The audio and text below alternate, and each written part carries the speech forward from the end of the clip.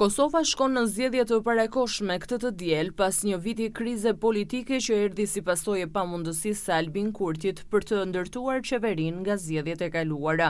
Një fakt formal, por që nuk e rrezon figurën e tij politike, përkundrazi e nxjerr edhe më qartë në pah. Albin Kurti hyn në këto zgjedhje si lideri më i kundërshtuar, më i sulmuar, por kurrë i anashkaluar.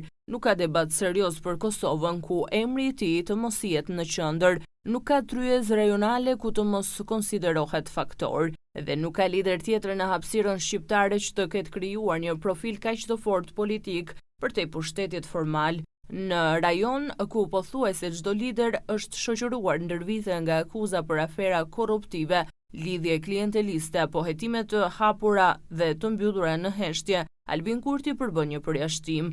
Ai mbetet lideri më i papërfolur për afera personale apo skandale financiare, jo vetëm në Kosovë, por në të gjithë Ballkanin. Kjo nuk është rastësi, por pasojë e një profili politik që ka refuzuar sistematikisht pazaret, kompromiset e errta dhe aleancat e ndërtuara mbi interesat e dyshimta. Pikërisht ky integritet personal e ka bërë Kurtin të besueshëm për një pjesë të madhe të opinionit publik dhe njëkohësisht të papërshtatshëm për një sistem të mësuar me lider të kapur nga afera.